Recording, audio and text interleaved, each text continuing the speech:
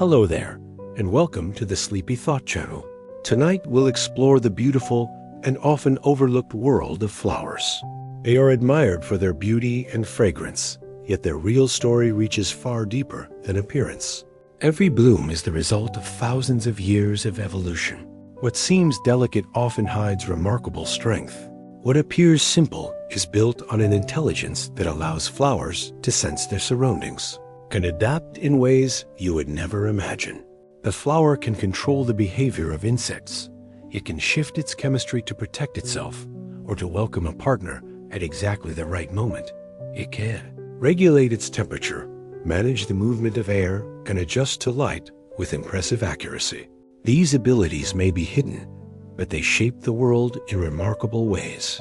If you enjoy these quiet journeys, I invite you to subscribe, or share a thought below. It helps others find their way here to one sleepy soul at a time. But for now, all you need to do is rest. Let your body soften and your mind relax and allow nature's beauty to carry you to sleep. Let's begin. Sunflowers can hear the buzz of bees inside certain blossoms. The petals act almost like tiny acoustic dishes. When a bee approaches, the vibrations from its wings ripple through the flower and cause the petals to tremble at just the right frequency. The trembling is not wasted motion. Within minutes, the plant can respond by slightly increasing the sugar content of its nectar, making the reward richer exactly when a pollinator is nearby. The flower does not need ears or a brain. Its tissues attuned to specific vibrations in the air, sensitive enough to distinguish the low hum of a bee from the random rustle of wind. This sensitivity gives the plant an advantage. Instead of constantly investing energy in sweet nectar, it can deliver the best reward at the moment when it is most likely to be collected and carried away. A few desert flowers bloom only after rare rains. In some of the driest landscapes on Earth, flowers live by a very different calendar. The seeds wait buried in hot, silent soil that may see no real rain for years. Instead of trying to grow in harsh drought, the seeds lie dormant, packed with the information they need, but patiently inactive. When a rare storm finally arrives, moisture soaks deep enough to trigger a chain of chemical reactions. Signals inside the sea announce that conditions have shifted from deadly to barely possible. Germination begins all at once across wide areas. Stems rise, odds form, and fields that looked empty suddenly erupt into color. Each plant rushes through an entire lifetime in a short window, racing to produce new seeds before the land dries again. Then the flowers vanish, leaving behind another generation, hidden under the sand, waiting for the next improbable rainfall.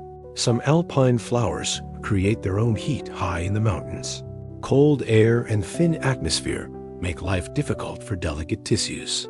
Yet some blossoms have found a surprising solution. The central structures can raise their temperature above the surrounding air, turning each flower into a small pocket of warmth. This heat is not enough to feel from a distance, but for an insect landing on the bloom, it can be the difference between sluggish movement and comfortable activity. The warmer interior also helps pollen develop properly in an environment where frost can strike even in bright sunshine. To create this warmth, the plant increases its metabolic activity in specific tissues, burning stored energy more quickly than usual. The result is a gentle microclimate sheltered by overlapping petals. This strategy helps the flower attract cold-stressed pollinators and protect its own reproductive cells at the same time. A quiet thermal engineering project in the snow, certain flowers change color to signal pollinators. For some blossoms, color is not fixed. It is a kind of living message that updates over time. When a flower first opens, its petals may present a bright, inviting shade that stands out clearly against leaves and soil. This stage often corresponds to a rich supply of nectar and fresh pollen. After enough visits from pollinators, something important changes. Pigments within the petals shift, and the blossom takes on a duller or entirely different color. To us, it might look simply older. To a bee or butterfly that has learned which colors give the best rewards, it is a clear sign to move on and search for younger blooms. This color change helps both sides' perimeters save time and energy. A plant reduces unnecessary damage to pollen and petals. Once reproduction is already underway, the bloom becomes its own signpost, updating its status through chemistry. Some flowers use ultraviolet patterns as hidden guides. Human eyes do not tell the whole story of a garden. Many petals carry markings that are invisible to us, but blaze like landing lights in ultraviolet. Bees and other pollinators can see these wavelengths easily, so what looks like a simple yellow or white flower to us might appear as a strongly patterned target to them. The ultraviolet markings often form rings, stripes, or arrows that point straight toward the center of the blossom, where nectar and pollen are stored. This guidance system increases the efficiency of each visit. Insects do not need to search blindly. They read the pattern instantly and move along an ideal path. At the same time, the plant increases the chance that pollen will brush against the right parts of the insect's body. The result is a quiet visual conversation happening in a spectrum that humans rarely notice, layered on top of familiar colors. There are flowers that smell like rotting meat to attract flies. Not every blossom aims to be sweet. Some plants rely on creatures that are drawn to decay rather than fragrance, so they adopt a very different strategy. Their flowers release complex blends of chemicals that closely resemble the scent of a carcass left in the sun. The petals may even take on mottled colors and textures that look disturbingly like flesh. To a fly or beetle that specializes in finding dead animals, this combination is irresistible. The insect lands expecting food or a place to lay eggs, and instead finds chambers lined with pollen and sometimes temporary traps that keep it inside for a while during its attempt to escape pollen grains attached to its body in exactly the right spots. When it finally leaves and visits another similar blossom, the deception continues. What seems repulsive to us is simply another form of precise attraction. In the plant world, a few orchids mimic female insects to trick males into pollinating them.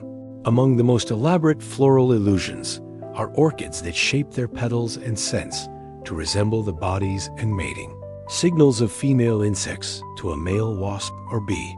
The resemblance is close enough that it attempts courtship or even tries to mate with the flower itself. During this mistaken encounter, the insect presses against specific structures that attach packets of pollen to its body. The orchid often even matches the texture and tiny hair patterns of its target species and releases chemical signals that mimic the smell of a potential partner. When the confused insect flies off and repeats the same behavior on another blossom of the same orchid species, it unknowingly transfers the pollen to exactly the right place. The plant gains reliable pollination without offering nectar. The insect gains nothing at all except an oddly convincing illusion.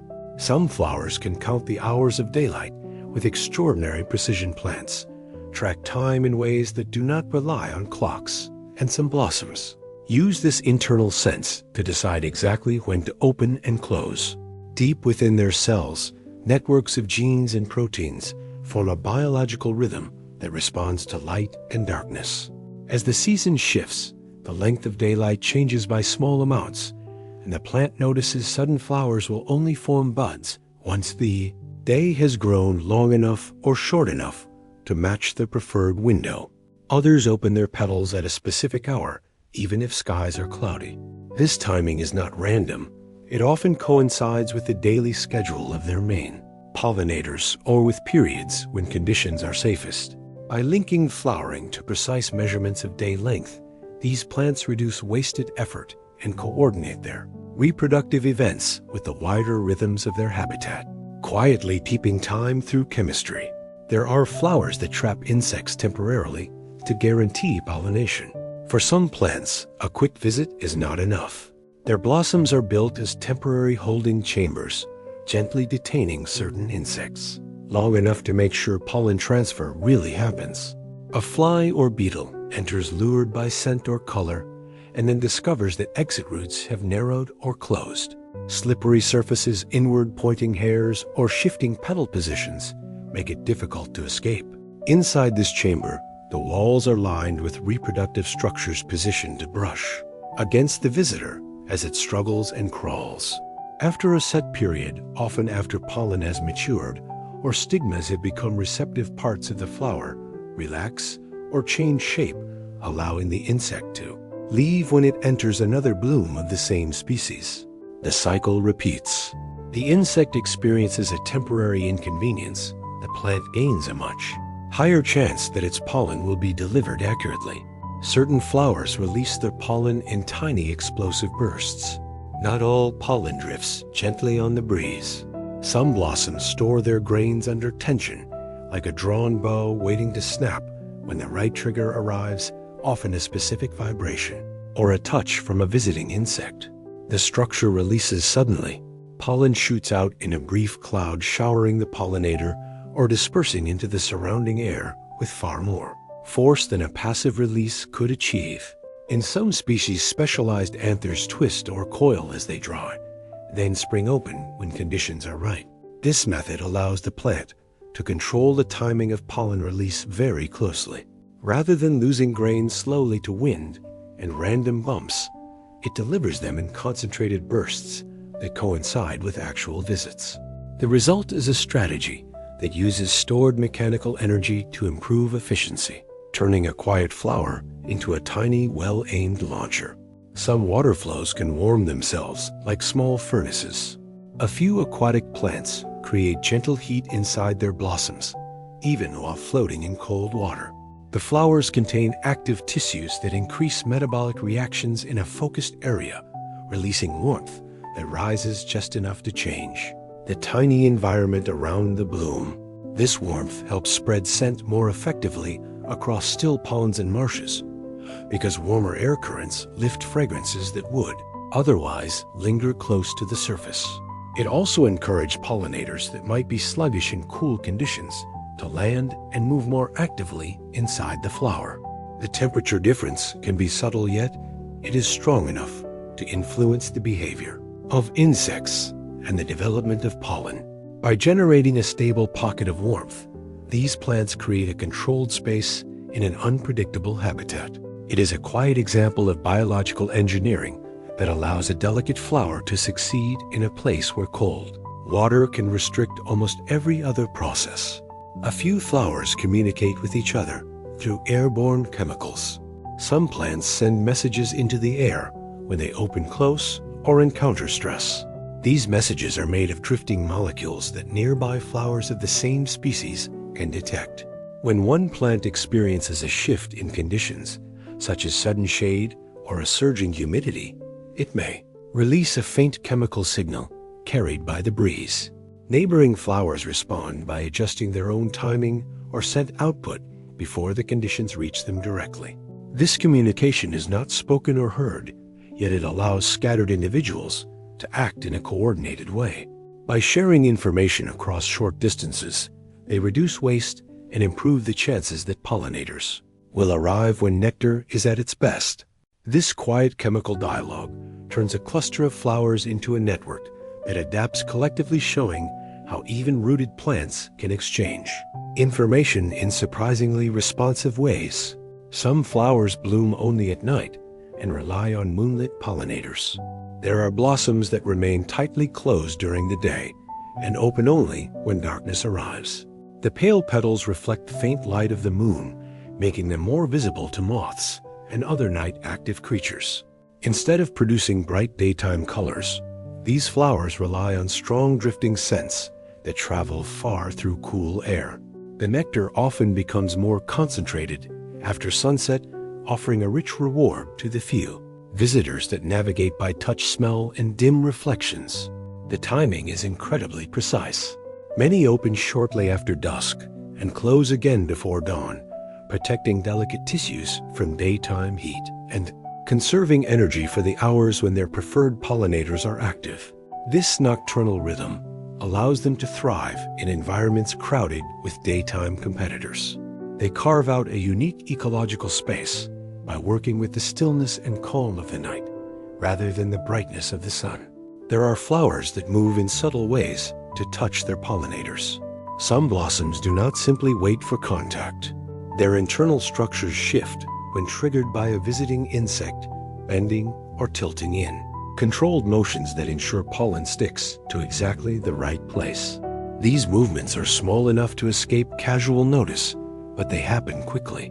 Once the flower detects pressure or vibration, a stamen might swing inward. The petal may press gently against a visitor's body. A hidden lever-like structure can release tension that changes the shape of the bloom. This mechanical response improves the accuracy of pollen transfer and reduces the loss of grains to the air. It also helps prevent nectar thieves from escaping without contributing to the plant's reproduction. The flower behaves almost like a miniature machine with moving parts that activate only under specific conditions. This blend of structure and motion forms a quiet choreography between plant and pollinator. Some tropical flowers grow directly from tree trunks in dense forests where sunlight rarely reaches the ground. Some species use a strategy known as trunk flowering. Instead of reaching for bright canopy light, their blossoms appear along the bark of thick tree trunks and major branches. This placement brings flowers directly into the pathways of animals that climb or walk along the trees. Fruit bats, beetles, and small mammals often pass within centimeters of these unusual blooms, making trunk flowering an efficient way to catch attention in a crowded habitat. The blossoms may be large, strongly scented, or thick-skinned to withstand frequent contact. Their fruits often develop right on the trunk, as well supported by the strength of the main wood rather than thin branches. This strategy transforms the entire tree into a vertical garden that interacts with wildlife at many levels, showing how flowers can adapt to the architecture of their surroundings with remarkable flexibility. Certain flowers build symbiotic relationships with single species of pollinator. Some plants depend on only one type of animal to complete their reproductive cycle. Their flowers evolve shapes, scents, and timing that match the behavior and body structure of that single partner so precisely that other visitors cannot pollinate them effectively. The match can be extraordinarily exact. A tube may be just the right length for one bird's beak or one insect tongue. Anthers may sit at the perfect height to brush against a particular species and no other. While this narrow partnership seems risky, it ensures highly accurate pollen transfer. The animal benefits as well because it receives a consistent food source that few competitors can access over long stretches of time. The plant and pollinator shape one another, creating an exclusive mutual relationship. Each relies on the other's presence, forming a quiet bond that ties together two very different forms of life. Some flowers can sense humidity and adjust the scent. Moisture in the air carries scent more effectively than dry conditions, and some flowers use this to their advantage. Specialized cells in their petals can detect subtle shifts in humidity. When the air becomes damp and scent molecules can travel farther, the flower increases the release of its fragrance. In dry conditions, it reduces the output to conserve energy. This adjustment is not random. It often aligns with the daily habits of pollinators that prefer certain conditions for flight. By tuning their scent to match the weather, these plants improve their chances of being found without wasting resources. This simple yet powerful sensing ability reveals how closely blossoms interact with the atmosphere around them. They respond not only to light or temperature, but to moisture itself, using it as a quiet guide for when to send their chemical messages into the air. There are flowers that mimic dewdrops to lure curious insects. Some blossoms produce glossy bead-like structures on their petals that look like fresh morning dew. To small insects searching for water or glistening points of interest, these beads are irresistible when they land to investigate. They brush against pollen or follow the curved shapes of the petals deeper into the flower. The mimicry is remarkably effective because the beads catch light in the same way real droplets do, even though they contain no water. They are often made of smooth reflective tissues or tiny layers of wax. By imitating dew, the plant gains extra visitors that might not have approached otherwise. This strategy works especially well in dry habitats where real droplets are rare. The flower creates a visual illusion that draws attention from creatures that rely on glimmering cues to explore their surroundings. Some flowers use electric fields to signal bees. The air around a bloom can hold a faint electrical charge, and bees are sensitive to these tiny differences. As a bee approaches the charge around its body, interacts with the field of the flower, some blossoms shape the surface and internal structures in ways that produce a distinct electrical pattern. This pattern can indicate whether the fly has recently been visited or if it still holds a full supply of nectar. Bees detect these signals, instantly allowing them to choose the most rewarding blossoms without wasting energy. When a bee lands, the contact changes the electrical state of the flower for a short period, providing information to the next visitor. This quiet exchange creates a layer of communication beyond color or scent. It allows a plant to broadcast important details through invisible fields that only certain creatures can read. A few flowers shape their petals to create natural sonic amplifiers. Some plants grow curved or bowl-shaped petals that enhance the sounds made by approaching pollinators. These shapes act like small echo chambers that highlight specific frequencies in the air. When certain insects fly nearby, the vibrations resonate within the blossom, making the presence of the visitor easier to detect. This amplification guides the plant's internal responses, such as increasing nectar production or preparing its reproductive structures for contact. For the pollinators, the shape may also help them navigate by reflecting sound in ways that stand out from the background. The entire structure becomes a natural instrument shaped over time through the pressures of survival. It transforms the flower into a listening and responding system, attuned to the acoustic world around it, adding sound to the list of subtle signals plants can use to their advantage. Some flowers use reflective petals to stand out in low light in shaded woodland edges, deep forest floors, and the dim minutes of dawn and dusk. Some blossoms have turned their petals into natural reflectors instead of simply absorbing light. The surface of each petal is built from layers that scatter and bounce brightness back outward. Tiny folds, ridges, and air-filled spaces inside the tissue act together like a field of mirrors, catching even weak rays that filter through leaves. To human eyes, this can look like a soft glow, but to insects with more sensitive vision, it becomes a bright signal against a dark background. The effect is especially strong in flowers with pale or metallic hues, where reflected light is not buried under heavy pigment. Pollinators that are active in low light learn that these shining targets are worth visiting, so the plant gains attention. At times when other species fade into the shadows, reflective petals turn scarce light into a reliable calling card. Certain mountain flowers grow hairy petals as natural insulation. In high alpine meadows, the air can feel gentle one moment and cut like ice the next. Flowers that choose to bloom in this unstable world must protect extremely delicate tissues from freezing winds and harsh radiation. Some have solved this problem by covering their petals and outer floral parts with fine hairs that trap a thin layer of still air. This trapped layer acts like a tiny blanket, slowing the escape of warmth generated by the sun and by the plant's own metabolism. The hairs also scatter intense ultraviolet light that pours down through clear mountain skies, preventing damage to sensitive pigments in pollen. When insects land, they find a surface that is slightly less cold than the open air, which encourages them to stay longer and move more. Actively inside the bloom, hairy petals are not just a visual quirk.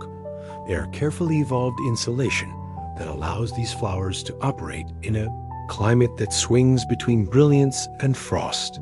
Sunflowers produce nectar with complex chemical messages. Sweetness is only the beginning of what many nectars contain. Within the clear liquid hidden at the base of certain blossoms is a cocktail of sugars, amino acids, ions, and specialized compounds that influence the minds and bodies of visiting animals. Some of these molecules sharpen memory, helping a bee remember the scent and shape of a particular flower so it returns more often. Others adjust the energy content or viscosity of the nectar, shaping how quickly a pollinator feeds and how long it lingers.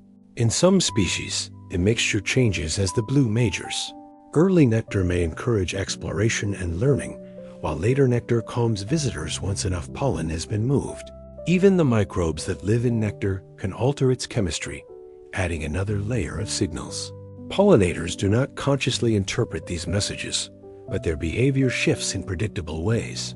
The plant uses chemistry to guide partners toward patterns of movement that best support successful reproduction. There are flowers whose seeds travel on water for great distances along riverbanks, lake shores, and coastal wetlands. Sudden flowering plants turn water into a highway for their offspring. The seeds develop with buoyant structures that keep them afloat, such as spongy tissues trapped air pockets or thick, protective coats that resist soaking. When fruits ripen and break open, seeds drop onto the surface and begin drifting with currents and waves. Some ride gentle streams that carry them far downstream. Others enter tidal waters where rhythmic surges move them back and forth until they lodge in a suitable patch of mud or sand. During the journey, the protective layers shield the embryo from salt decay and sudden changes in temperature. This method allows a single plant to spread descendants over wide areas, reaching new islands, river bends, or distant shorelines without any help from animals or wind. Each flower becomes the starting point for a quiet voyage that may end many landscapes away. Some flowers come bloom under thick snow when winter loosens its grip only slightly. A few determined species are already preparing to flower beneath the snow. The underground bulbs, rhizomes, or storage roots have been waiting through months of cold with reserves of energy ready to release. As soon as soil warms by even a small amount, growth begins. Odds push upward.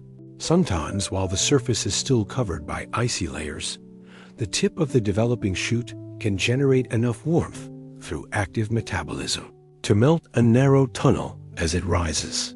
By the time the bud reaches open air, it may still be surrounded by white ground and chilled wind, yet it opens anyway. These early blooms take advantage of light that is not yet blocked by leaves and of pollinators that have very few other food sources. Snow-resistant petals are often thick and waxy, protecting reproductive parts from freezing droplets. The entire strategy is a race to capture the first workable days of the year. A few flowers build gentle microclimates inside their blossoms, stepping inside the curved chamber of certain blooms, and the air feels noticeably different from the world outside, at least if you are small enough to notice. Petals that form cups, funnels, or overlapping roofs create pockets where wind slows and humidity climbs. Sunlight that enters is absorbed and remitted as soft warmth, which the enclosing structure holds close. Within this sheltered space, temperature fluctuates less sharply, keeping pollen grains hydrated and stigmas receptive. For insects, these microclimates provide a resting place that is calmer and milder than the surrounding environment. On chilly mornings, a bee can warm up faster by lingering inside. On hot, dry afternoons, the slightly cooler moisture air can reduce stress. Plants that invest in this internal architecture often gain more consistent pollination because visitors stay longer and move more thoroughly through the reproductive parts. The flower becomes a tiny room with climate controls tuned to its own needs. Some flowers grow only on slopes, facing specific directions across a hilly landscape. Conditions on a north-facing slope can differ dramatically from those on a south-facing one, even over short distances. Sunlight strikes at different angles, evaporation rates change, and soil remains cooler or warmer depending on exposure. Certain flowering species become so closely adapted to these patterns that they appear only on slopes that face a particular direction. The seeds may germinate successfully only when winter snow melts at the right pace or when spring sunshine arrives with a specific intensity. The roots expect a particular moisture regime, neither too dry nor too saturated, which is created by the daily path of light across that slope. As a result, populations can form narrow bands along hillsides, tracing invisible lines of temperature, light, and water. To someone walking the landscape, it may look almost mysterious that the same flower vanishes as soon as the hill turns. In reality, it is the mark of extremely precise environmental tuning. Certain flowers time their blooming to avoid competitors. In ecosystems buzzing with activity, many species share the same general pollinators. Instead of relying on brighter colors or larger displays, some plants choose a subtler tactic by shifting their flowering schedule. They open buds earlier in the season, later in the season, or during specific windows within that season when other blooms are scarce. This timing reduces the clutter of signals that pollinators must sort through and increases the likelihood that visitors will focus on their blossoms. The internal controls that set this schedule draw on cues such as day-length accumulated warmth and patterns of rainfall. When conditions align with the plant's inherited timing rules and time populations may burst into flower together, creating a brief period of dominance. Once pollination is complete, the flowers fade just as other species begin. This staggered flowering helps multiple plants share the same set of pollinators, without direct conflict, each taking a turn at the spotlight. Some flowers hide their nectar deep inside narrow tubes. Instead of placing rewards on an open surface, certain plants tuck nectar far inside elongated floral tubes. Only animals with the right anatomical tools can reach these concealed reserves. Long-tuned bees, hawk moths with extended feeding organs, or birds with slender beaks can probe to the bottom, while less specialized visitors cannot. This architectural choice filters out inefficient guests that might sip a little and leave without touching pollen in helpful ways. When a suitable pollinator does reach in its head or face, inevitably presses against the ring of anthers and the receptive stigma positioned around the tube entrance. Pollen dusts the exact body parts that will contact the next flower of the same kind. By pairing hidden nectar with precise geometry, the plant orchestrates reliable pollen transfer while protecting its valuable resource from casual theft. The depth of the tube becomes a gatekeeper, shaping the entire pollination partnership. There are flowers whose colors shift with soil chemistry.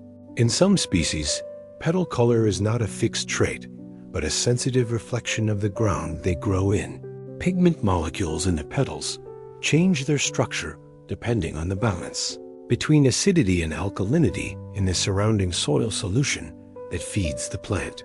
When roots draw up water-rich and certain ions, the internal environment of petal cells shifts, and the same pigment can appear as soft pink, deep violet, or clear blue.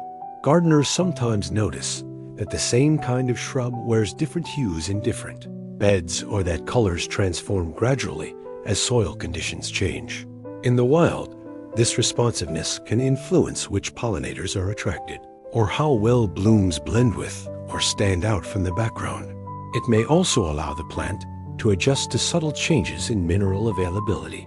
Each flower becomes a small living indicator of the hidden chemistry beneath it, translating invisible conditions into visible shades. Some flowers thrive in volcanic landscapes.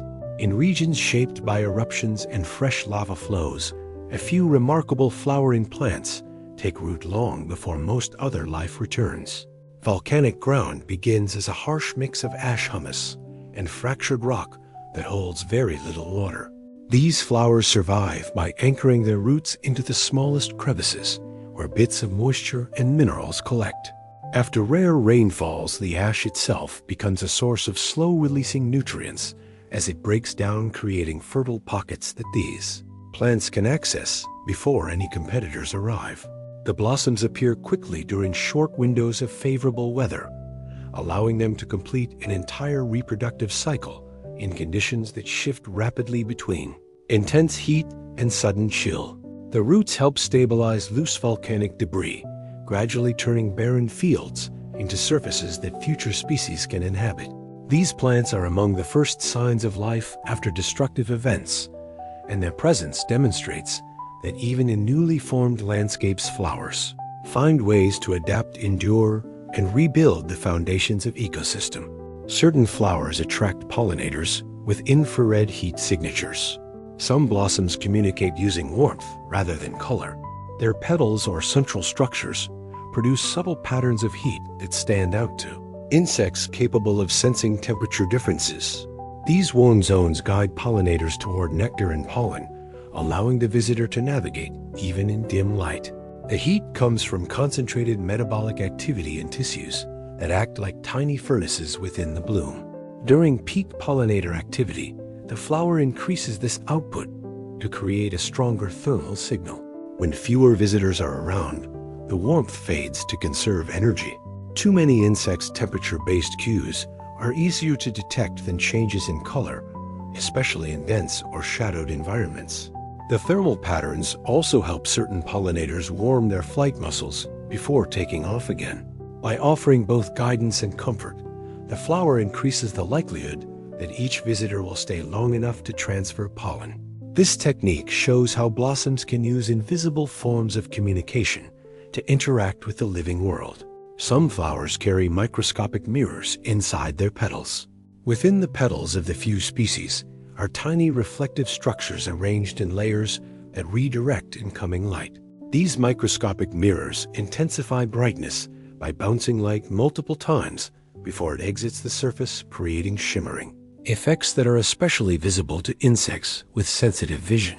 The reflective layers may enhance a single color by channeling it through membranes that amplify its intensity, or they may produce subtle, iridescent flashes that change with viewing angle.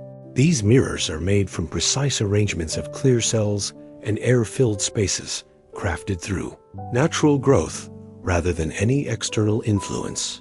Besides attracting pollinators, the reflections can protect delicate inner tissues by pushing away excessive sunlight. This optical adaptation provides advantages in competitive habitats where many blossoms bloom at once. Each petal becomes both a signal and a shield, demonstrating how flowers can shape light at microscopic scales to improve survival and reproduction. There are flowers that use Velcro-like surfaces to hold pollinators. Some flowers have evolved surfaces filled with tiny hooks or barbs that gently catch onto the bodies of visiting insects. These structures hold the visitor in place long enough to ensure that pollen is picked up or deposited in exactly the right location. The hooks are flexible, allowing the insect to move without injury, yet firm enough to slow its progress and guide it towards specific structures inside the bloom.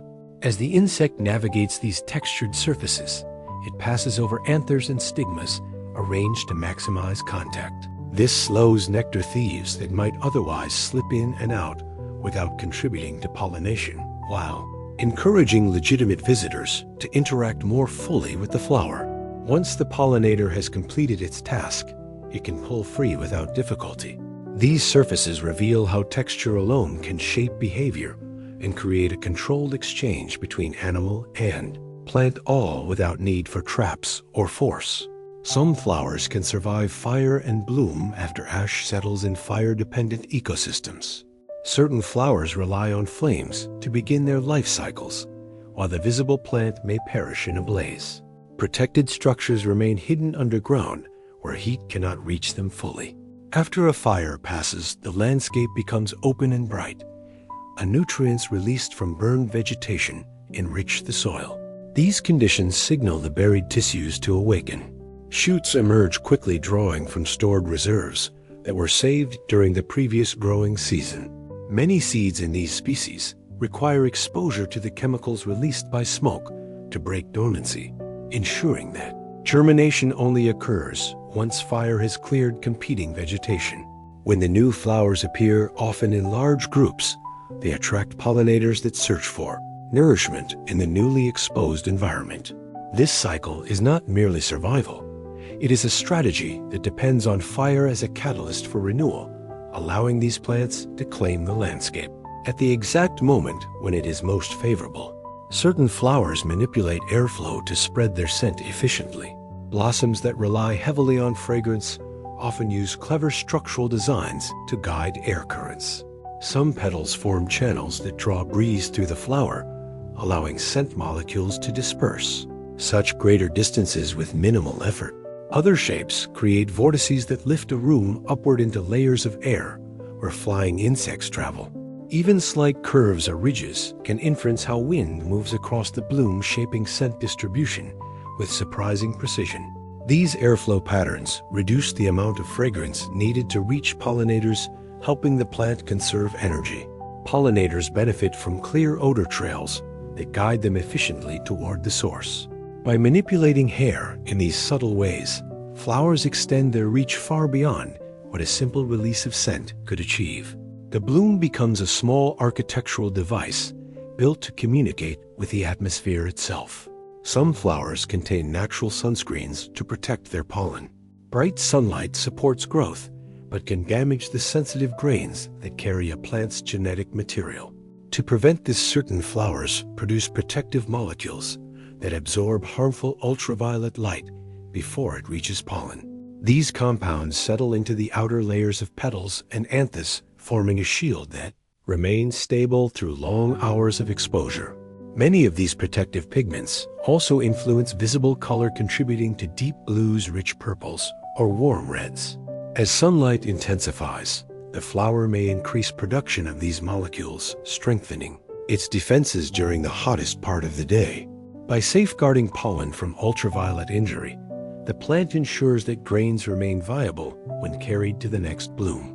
This built-in defense system shows how flowers combine beauty with function, transforming vivid color into a line of protection for their most delicate structures.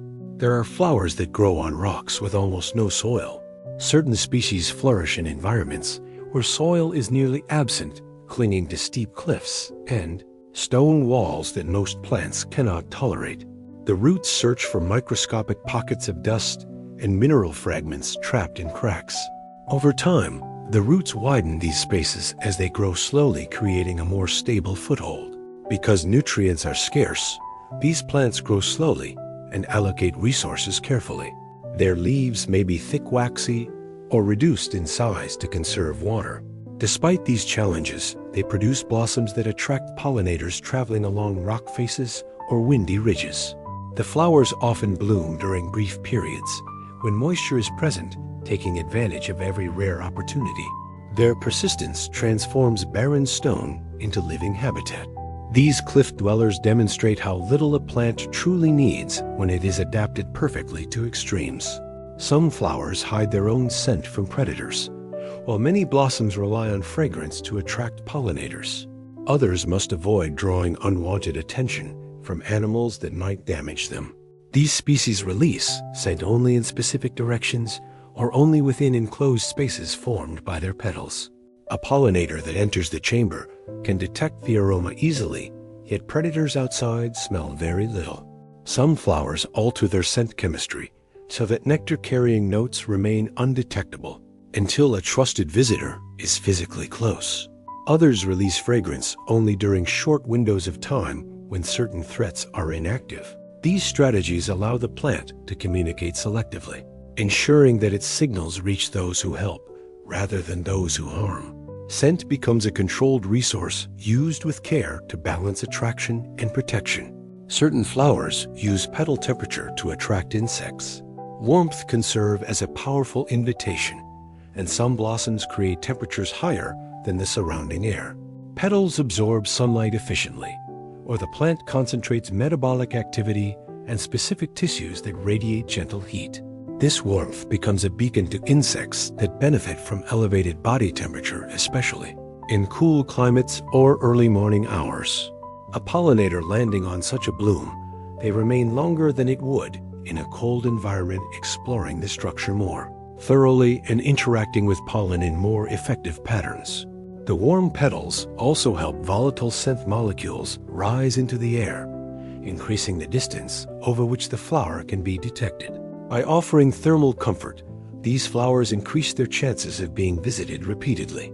The temperature-based strategy blends energy management, attraction, and timing into one subtle but powerful advantage. Some flowers have built-in lenses that focus light. Certain blossoms contain petal tissues arranged in smooth curves that shape and redirect sunlight the moment it touches their surface. These natural lenses concentrate brightness toward the hidden reproductive structures of the center of the bloom. By doing this, the flower keeps pollen warmer and more active during cool mornings or cloudy periods when temperatures normally limit its effectiveness. Plant cells create this effect by forming layers with slightly different densities, which causes light to bend gently as it passes through. The focused glow can also appear as a subtle shimmer visible to insects that are drawn to bright contrast. Some pollinators rely heavily on distinctions in light intensity, so this focused reflection becomes a practical signal, not just a visual flourish. The phenomenon allows the plant to attract visitors without producing large amounts of pigment, saving valuable energy. It also provides an advantage in shaded environments where light is scattered and weak. Through simple growth and careful cellular architecture, the flower creates a tiny optical device that strengthens almost every part of its reproductive strategy. There are flowers that grow in complete darkness inside caves, deep within certain caves where daylight never enters and photosynthesis becomes impossible. A few rare flowering plants survive by forging unusual partnerships. Instead of relying on sunlight, these species draw nourishment from underground fungi that break down organic matter carried into the cavern by dripping water or wandering animals. The plants trade structural stability into safe habitat in exchange for a steady supply of minerals and carbon compounds that the fungi unlock from decaying debris. With no need for green pigments, the flowers appear pale ghost-like or even translucent. Their petals are often thick to withstand constant humidity, and their scents linger longer in the still air, guiding cave insects that navigate by touch and smell. These pollinators do not depend on color, so the plant invests in texture and fragrance rather than visual appeal. Some blooms appear only when temperature and moisture conditions reach a narrow balance that might last for only a short time. These flowers show that darkness does not prevent the cycle of blooming. Instead, it creates a world where life adapts through partnerships and sensory strategies very different from those outside the cave. Some flowers offer caffeinated nectar to influence pollinator memory. A few blossoms create nectar that contains natural stimulants, including mild amounts of caffeine produced by unique biochemical pathways within the plant. When certain insects drink this nectar, the compound sharpens their ability to remember specific scents, petal shapes, and flight paths leading to the bloom. The effect is subtle yet powerful. A pollinator that forms strong memories of a particular flower usually returns more often, ensuring that the plant receives repeated visits that greatly increase the chances of successful pollen transfer. The flower benefits by encouraging loyalty. Without providing more nectar than usual, the stimulant does not harm the visitor. Instead, it enhances learning centers within the insect's nervous system, making the blooms stand out among many competing options. Over time, this creates a pattern in which pollinators develop reliable routes that lead back to the same species again and again. The mechanism is one of the most elegant examples of how plants can influence behavior through chemistry alone, shaping relationships that appear almost intentional. A few aquatic flowers create floating highways for beetles. Some water-dwelling plants produce blossoms that rest gently on the surface of ponds, marshes, or slow-moving streams. The broad, sturdy petals form platforms that allow beetles and other crawling insects to travel across the water without sinking. These floating pathways guide visitors toward the flower center, where scent, texture, and warmth encourage them to explore. The structure of each petal distributes weight across a large area, preventing even heavier insects from breaking the surface tension. Some species create subtle slopes that direct movement inward, while others produce glossy patches that reflect light, helping insects locate the bloom from a distance. Beetles often become covered in pollen as they crawl across these surfaces, and their habit of wandering from one floating flower to another increases the likelihood of successful pollination. A cooperation between plant and insect transforms the water itself into part of the strategy. Each blossom becomes not just a food source, but a bridge that supports life above a liquid world. Some flowers use fungal networks to coordinate blooming. In certain forests and grasslands, flowering plants are connected to vast underground webs formed by symbiotic fungi. These fungal strands move nutrients, minerals, and chemical messages between roots. When one plant senses a change in its environment, such as the arrival of favorable moisture or the presence of specific microbes, it releases signals into the network. Other plants of the same species detect these cues and adjust their internal cycle so that blooming occurs in a synchronized wave. This coordination increases the chance that pollinators will encounter many blossoms at once, boosting overall reproductive success. The network also helps plants conserve energy by preventing early or poorly timed flowering. Because the fungal partners exchange nutrients in both directions, each plant strengthens the system by supporting the others. The blooming event becomes a community decision, guided by shared information flowing silently through the soil. This cooperation shows how flowers participate in an underground communication system far more intricate than anything seen above the surface. Certain flowers form symbiotic partnerships with birds. Some blossoms evolve structures that rely entirely on specific birds for pollination. Their tubes match the length of the bird's beak, their colors appeal to avian vision, and their nectar composition supports the high energy demands of rapid flight. In return, the bird receives a dependable food source that few competitors can access. The partnership becomes so precise that the plant may bloom only when migratory patterns bring its avian partner back into the region. Feather placement, feeding posture, and wing movement all influence web pollen attaches during each visit. The bird becomes a mobile bridge between blossoms scattered across a landscape. For the plant, this specialized strategy eliminates the inefficiency of attracting multiple pollinators. For the bird, it creates a reliable route that provides nourishment during long journeys. This relationship reveals how two very different forms of life can shape one another through countless generations of mutual benefit. Some flowers use sticky threads to capture airborne pollen, while many plants rely on insects or wind. Few species use delicate sticky threads produced inside their blossoms to catch airborne pollen drifting through the environment. These threads form a fine mesh that coats the inner surfaces of the petals or hangs between structures that create narrow passageways. As air moves past the bloom, stray pollen grains that belong to the same species become trapped. Once collected, the grains are moved slowly by capillary forces or gentle petal movements toward the receptive stigma. This method allows the plant to gather pollen even in areas where pollinators are scarce or where breezes are unpredictable. The threads remain effective because they resist drying out and maintain consistent tackiness throughout the blooming period. This quiet strategy blends the randomness of wind with the precision of guided capture.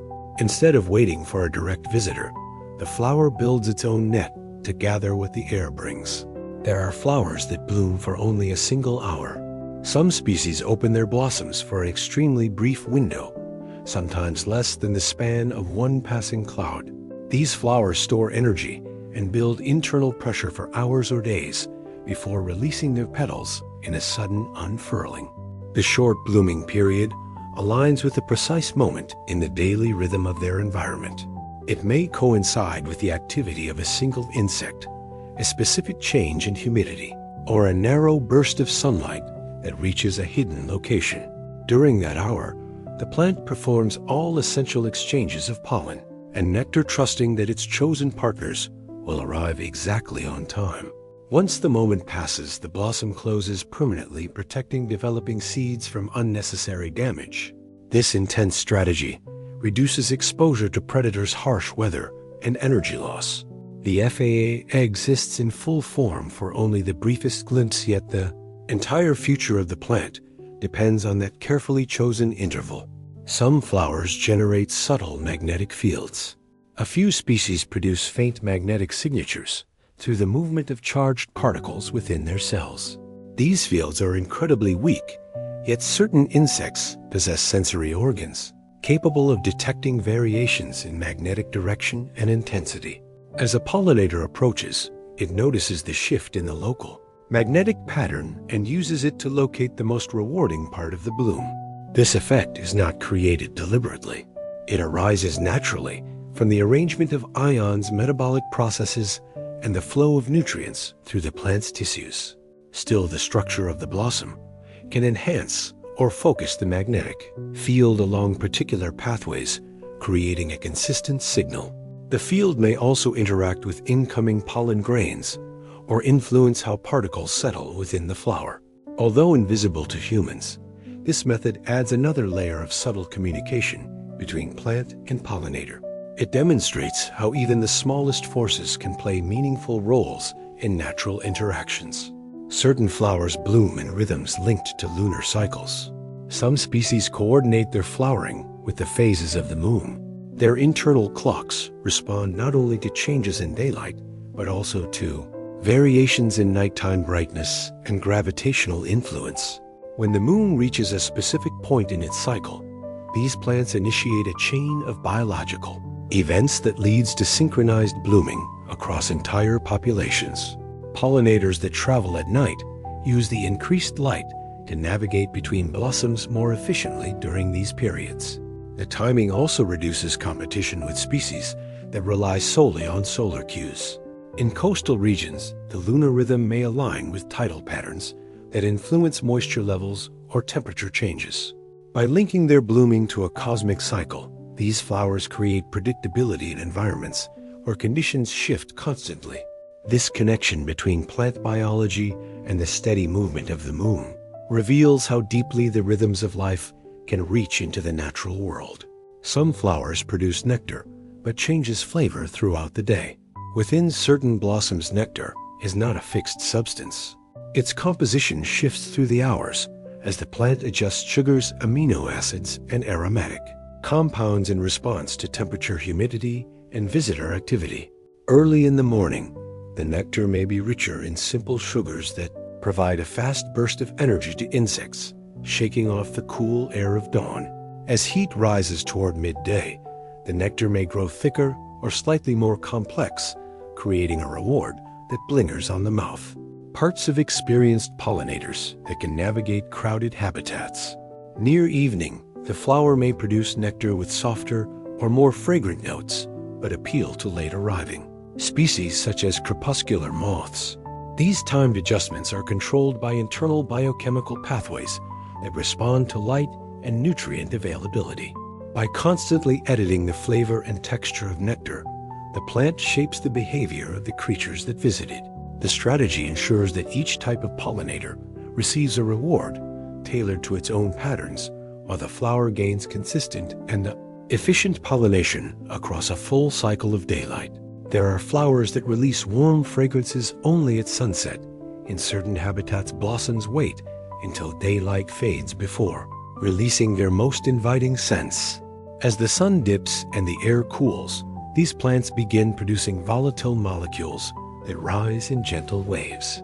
The warmth in these fragrances comes from subtle chemical reactions that require less metabolic effort during evening hours.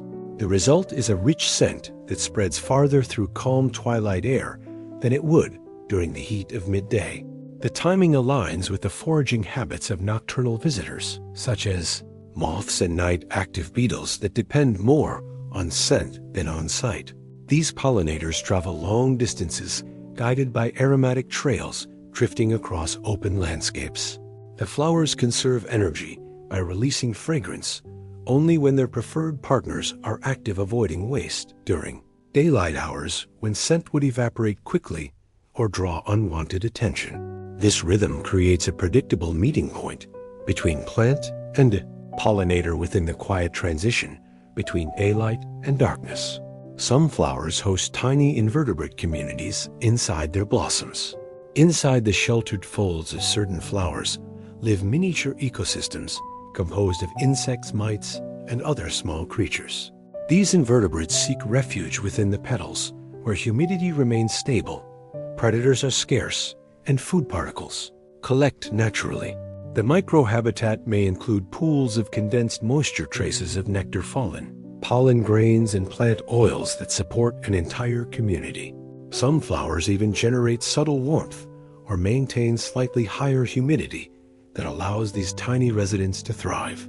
The presence of invertebrates can benefit the plant because their movements stir pollen-clean surfaces or deter harmful insects through simple competition. Over time, these communities develop predictable patterns. Certain species arrive, first preparing the space by consuming debris. Others follow, feeding on the residue or taking advantage of the protective chamber. The flower becomes more than a reproductive structure. It becomes a small dwelling that supports life far beyond its own needs, demonstrating how complex interactions emerge even in temporary spaces. Certain flowers build chemical defenses stronger during full sun. Some blooms increase their defensive chemistry during the brightest hours of the day when sunlight becomes intense. These plants activate enzymes that release compounds meant to deter herbivores or harmful microbes. Many of these chemicals are bitter or pungent, discouraging animals that might bite into petals or drink nectar without contributing to pollination. Heat and ultraviolet radiation can also trigger the formation of protective pigments that absorb harmful wavelengths. These pigments appear as deeper reds, purples, or blues and shield delicate structures beneath the petal surface. As evening approaches and light softens, the plant produces its defensive output to conserve resources. This rise and fall in chemical strength follows a daily cycle, controlled by internal clocks that respond to signals of light intensity. By building stronger defenses at the moment, when damage is most likely, the plant preserves its fertility and ensures that pollinators encounter blossoms in healthy condition. Some flowers bloom underground and never see light. A handful of rare species produce blossoms entirely beneath the soil surface where light cannot reach. These plants rely on roots and underground stems that navigate through warm, moist earth. Instead of attracting flying pollinators, they form relationships with burrowing insects or small mammals that travel through the soil. The blossoms produce strong scents that drift through tunnels and cracks, guiding visitors by smell alone. Because petals are protected from sunlight, they do not need vibrant colors or photosynthetic tissues. They are often pale, thick, and resilient, designed to withstand pressure from the surrounding earth. The flower may open within a small chamber created by shifting roots or by the movement of underground animals. Pollination occurs quietly in darkness, as visitors carry pollen from one hidden boom to another. This strategy protects the plant from harsh weather and predators while allowing reproduction in environments where surface conditions are unpredictable or hostile. A few flowers have petals that act like solar panels in regions with intense sun. Some blossoms build petal surfaces that capture and store light energy for short periods. These petals contain specialized pigments and internal structures that absorb sunlight efficiently and convert a siaja portion of it into warmth or improved metabolic function.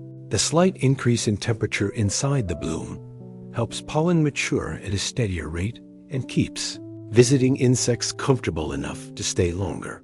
The captured energy also supports the plant's ability to maintain fragrance production during cooler periods. The effect resembles the way natural solar collectors accumulate heat.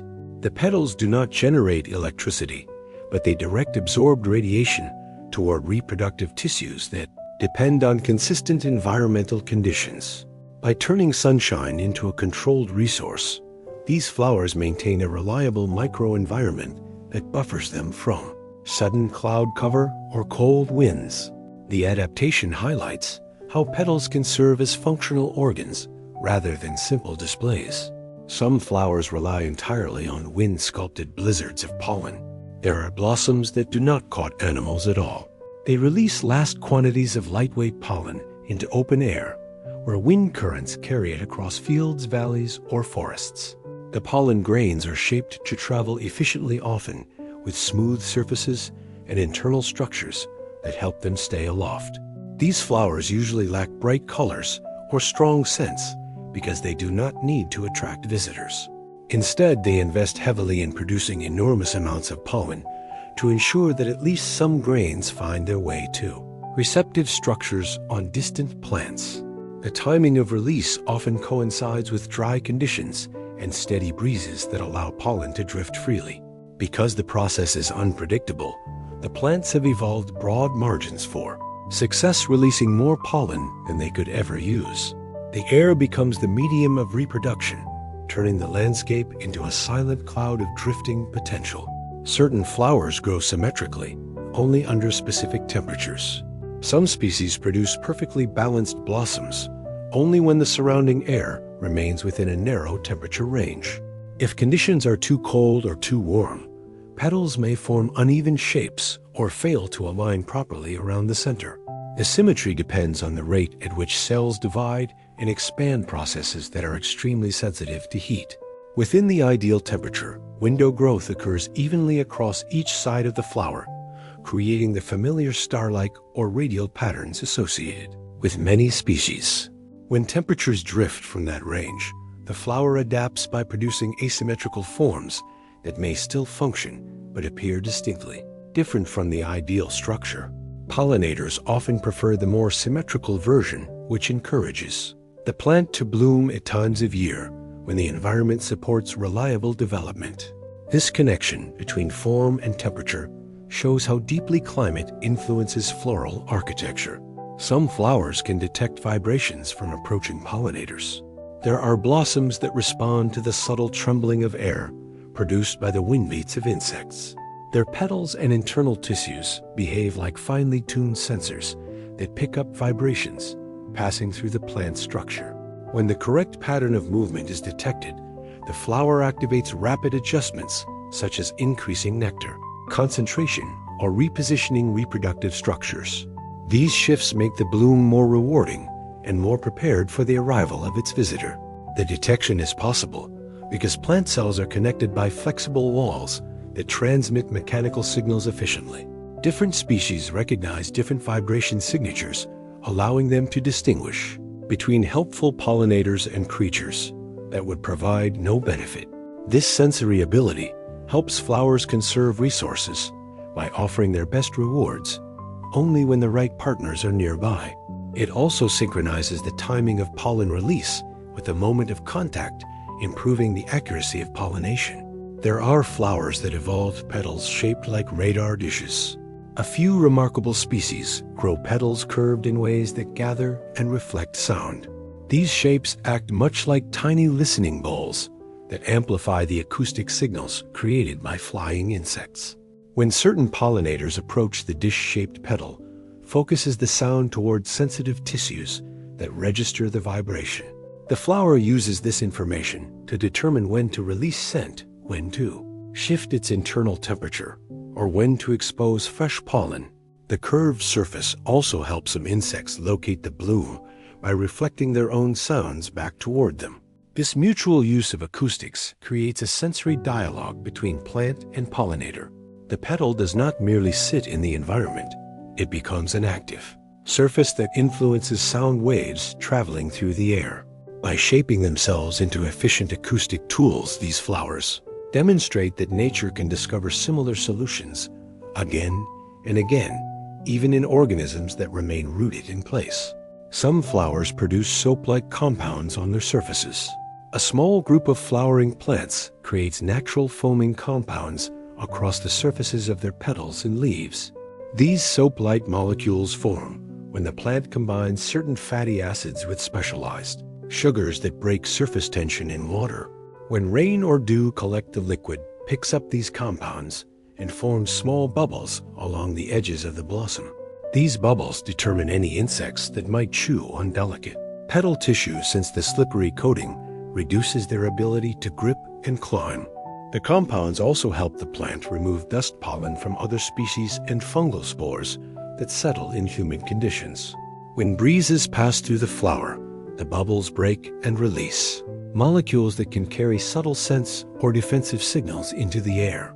The soapy coating also protects the petals from excessive moisture, preventing water from pooling in ways that could cause rot. This adaptation shows how even a fragile-looking blossom can use chemistry to keep its surface clean, safe, and ready for the sensitive work of reproduction. Certain flowers create nectar pools that resemble tiny lakes. In some species, nectar is produced not in small drops, but in large open pools that fill wide floral chambers. These pools can span the entire width of the blossom, forming shallow basins that shimmer in the light as if reflecting the sky above. The depth and volume of nectar attract larger visitors, such as beetles, butterflies, or birds that can move across the pool without damaging the delicate interior. The liquid acts as both a reward and a habitat. Tiny organisms sometimes grow at the edges, feeding on minerals and organic traces dissolved in the nectar. Some flowers use the reflective surface to enhance visibility. Light bounces off the nectar and illuminates complex petal patterns that guide pollinators toward the center. The plant invests heavily in producing this reservoir, but it gains a wide variety of visitors that assist with pollen transfer. These nectar pools transform each flower into a miniature oasis where many forms of life gather and interact.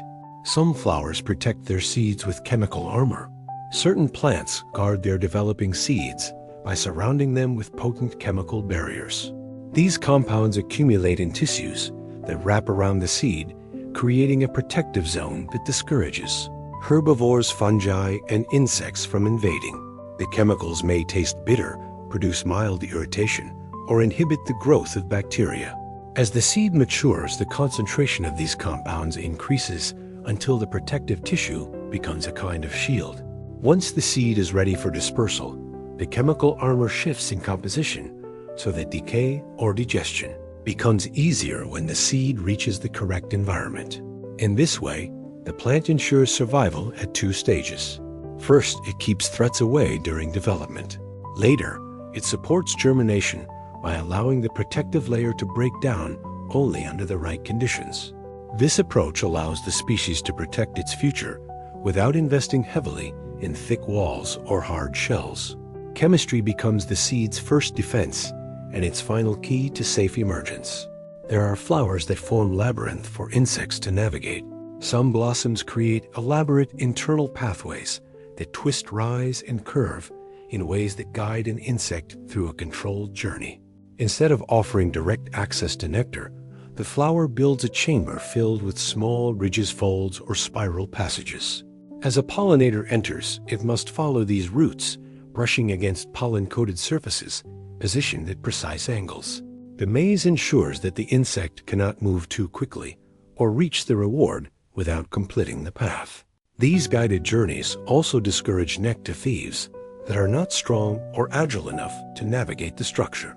The labyrinth may vary in complexity between species, but the purpose is always the same. The plant regulates how each visitor interacts with its reproductive parts.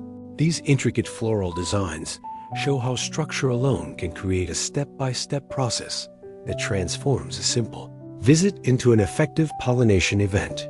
Some flowers offer shelter to cold pollinators overnight in chillier climates.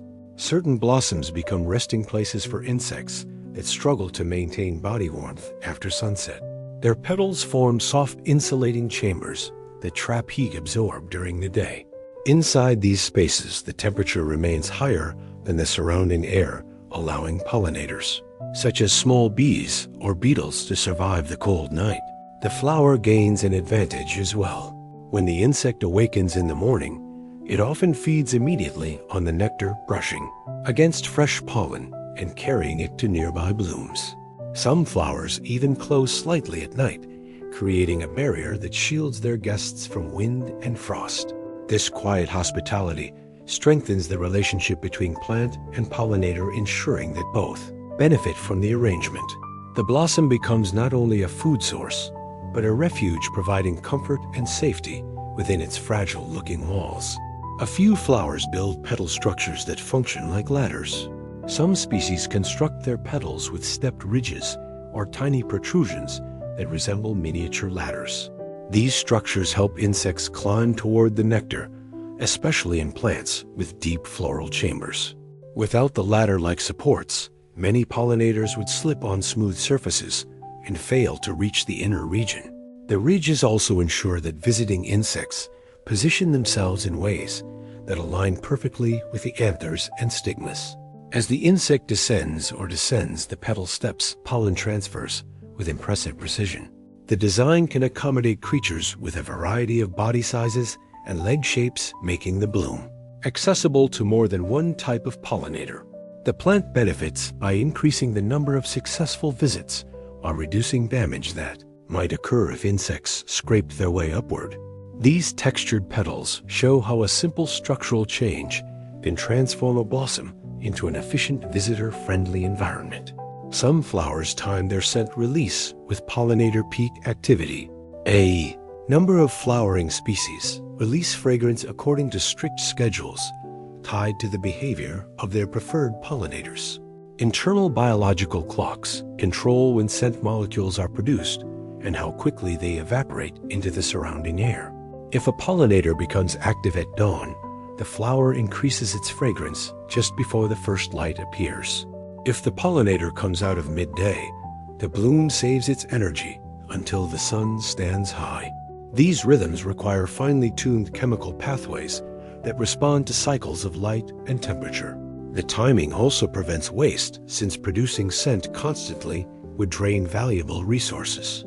By coordinating fragrance with pollinator routines, the plant ensures that each scent plume reaches its intended audience while avoiding attention from creatures that might cause harm. This optimized schedule turns scent into a precise communication tool built on the quiet movements of time itself. Certain flowers turn their blossoms to face approaching bees. There are blossoms that shift their orientation slightly when they sense the vibrations produced by nearby bees. These flowers move by altering internal water pressure within specialized cells that can stiffen or relax the petal base. The adjustment is subtle, yet it places the blossom in the most accessible position for a smooth landing. Turning toward the visitor increases the chance that pollen-carrying parts of the bee will make direct contact with the reproductive structures. It also reduces the risk that the bee will collide awkwardly with the petal edges and retreat without entering. The movement happens swiftly once the flower detects the correct vibration signature. Other environmental noises do not trigger the same response. This selective turning highlights an advanced form of sensitivity where the blossom recognizes the presence of its main pollinator before direct contact even occurs. Some flowers can sense when nectar thieves arrive. A few species detect when an animal attempts to take nectar without contributing to pollination. These intruders may pierce the side of the flower or slip into the chamber without touching the pollen-producing structures. The plant responds by reducing nectar production or thickening the fluid so that it becomes harder to rob. Some blossoms close slightly around the opening, forcing the intruder to work harder or abandon the attempt. These responses rely on mechanical sensors built into the floral tissue. When pressure or movement patterns differ from those of legitimate pollinators, the flower activates its defenses. By discouraging nectar theft, the plant preserves valuable resources for partners that assist with its reproductive success. This awareness shows that flowers can distinguish between helpful visitors and unhelpful ones through simple yet effective sensitivity. There are flowers that grow exclusively on one hidden cliff or canyon. Certain species exist in extraordinarily limited habitats, confined to a single cliff face, canyon wall, or isolated rock shelf that meets their precise needs. These locations may offer unique conditions, such as mineral-rich water seeping through limestone, a narrow band of temperature stability, or wind patterns that protect delicate stems from damage. The flowers growing in these secret locations often develop features unlike any found in nearby regions. Their roots anchor into cracks formed generations ago, and their seeds disperse only short distances because the surrounding terrain provides no suitable foothold. Many of these species remain unknown to science for long periods because their habitats are difficult to reach. The survival of these specialized blossoms depends entirely on the stability of the small environments they occupy. Their existence demonstrates how deeply plants can adapt to specific places, forming delicate living communities that cling to the quiet edges of the world. Some flowers use microvibration to dislodge pollen. Certain blossoms rely on finely tuned vibrations to release their pollen. Their anthers hold the grains inside narrow chambers that do not open on their own. Instead, they wait for a very specific frequency of vibration produced by the wing beats or body movements of visiting insects. When a pollinator lands and begins to buzz, the vibration passes into the flower structure. The tiny shaking loosens pollen grains and sends them out in a controlled burst that coax the visitor with remarkable precision. This process prevents random loss of pollen in wind or rain and ensures that the grains fall directly onto the body parts most likely to touch another bloom. Different species respond to different frequencies, which means only certain insects can trigger their release. The system works like a living lock and key, matching the flower's needs with the abilities of its partners. The precision of this method allows the plant to conserve energy by producing only the amount of pollen that will actually be used. Microvibration pollination is one of the most delicate forms of communication between plant and animal, carried out entirely through gentle sounds and tiny movements. Certain flowers build nectaries with multiple chambers inside. Some blossoms are nectaries divided into small interconnected pockets that store different concentrations or types of liquid. These chambers work together to create a complex structure that controls how a visitor moves through the bloom. When a pollinator inserts its feeding organ, it must navigate through a sequence of chambers, each offering a slightly different taste or texture. This pathway naturally positions the insect for maximum contact with pollen-producing surfaces. The design also slows down feeding, preventing visitors from draining the nectar too quickly. Some chambers refill faster than others, allowing the flower to ration its resources, while still providing a satisfying reward. The architecture may even influence which species can reach the inner compartments, ensuring that only the most effective pollinators complete the journey. This multi-chamber system demonstrates how flowers use internal spatial design to shape behavior. The bloom becomes a guided environment where every turn supports the plant's reproductive success. Some flowers use vibrant metallic pigments visible only up close. A few species develop pigments that produce shimmering colors that shift with the angle of light. These pigments create effects that resemble metal or polished mineral surfaces to the human eye. These blooms may look ordinary from a distance, but up close the petals reveal intricate optical patterns that catch attention instantly. Pollinators that approach from nearby see these metallic flashes as strong visual cues. The pigments are formed by layers of cells that reflect light, selectively creating tones that move from gold to copper to blue as the insect circles the blossom. These shimmering patterns may indicate nectar availability or signal that the flower is fresh and ready for pollination. Because the effect is visible only at close range, it encourages insects to approach deeply rather than hovering uncertainly. This adaptation allows the plant to reserve its strongest signaling tools for the final moments. Before contact, guiding pollinators with precision while conserving energy on long-distance displays. There are flowers that host microbial allies inside their petals. Within the hidden tissues of certain blossoms live microbial partners that perform important tasks for the plant. These microbes may consume harmful pathogens, stabilize nectar chemistry, or produce subtle scents that help attract pollinators. The relationship forms through mutual benefit. The microbes receive a protected habitat rich in nutrients, while the plant gains services that improve its overall reproductive success. Some species adjust nectar acidity to support specific microbial communities that produce helpful compounds. Others create tiny pockets inside their petals where these microorganisms can thrive without being washed away by rain or disturbed by visitors. The presence of these allies can influence the taste and texture of nectar, creating unique profiles that certain pollinators come to prefer. These partnerships reveal an intricate layer of cooperation taking place inside each bloom. The flower becomes a living home that supports more than one kind of organism, forming quiet alliances that strengthen its ability to survive and reproduce. Some flowers bloom in colors humans cannot see. There are blossoms that display hues outside the range of human vision. These colors lie in ultraviolet regions that insects see clearly. To a bee, the petals may shine with bright patterns, stripes or halos that guided toward nectar and pollen. To humans, the same blossom may appear pale or plain. The pigments responsible for these invisible colors form when the plant creates compounds designed specifically to reflect ultraviolet wavelengths. These compounds also protect the flower from harsh sunlight by absorbing damaging rays. Ultraviolet patterns help pollinators distinguish between fresh and depleted blooms because the markings often fade as the flower ages. This visual language exists outside our perception, but plays a major role in the daily interactions between flowers and insects. The world of color becomes far richer when viewed through eyes built to recognize wavelengths that our own cannot detect. Certain flowers produce nectar that glows faintly in the dark. In some regions, nighttime pollinators navigate using scent and subtle reflections of moonlight. A few flowers enhance this process by producing nectar that emits a soft bioluminescent glow.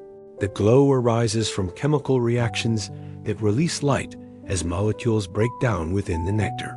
The illumination is gentle, often visible only in very low light conditions, yet it provides enough brightness to attract moths and other nocturnal insects. The glowing nectar sets in shallow pools or along narrow channels that lead visitors deep into the bloom. The plant uses this luminous signal sparingly because producing bioluminescent compounds requires energy. The result is a nighttime display that appears only during peak pollinator activity. These glowing nectars transform the darkness into a quiet, shimmering world, where each bloom becomes a guiding lamp for the creatures that depend on it. Some flowers use scent decoys that mimic insect pheromones. Certain blossoms release chemical signals that imitate the pheromones used by insects to communicate with each other. These signals may resemble the scent of a mate, a nesting site, or a fresh food source. When an insect approaches expecting something familiar, it instead encounters the bloom. During the investigation, it brushes against pollen-producing structures and transfers grains to its body. The plant gains pollination without offering nectar or any other reward. The decoy does not last long because insects learn quickly to ignore false signals. However, the strategy works effectively during the short blooming periods of these species. The scent molecules are produced with remarkable precision, matching not just the general aroma but complex blends that insects use to locate partners. This method allows the plant to communicate in a language that another species already understands, bending that language toward its own needs. There are flowers that share pollinators through complex negotiation tactics. In some ecosystems, multiple flowering species rely on the same pollinators instead of competing blindly. They develop strategies that allow them to share these visitors in a coordinated way. One plant may bloom early in the day, another at midday, and another in the late afternoon. Their colors may contrast so strongly that pollinators can move between them without confusion. Some species adjust nectar volume based on how frequently the pollinator visits each type of bloom.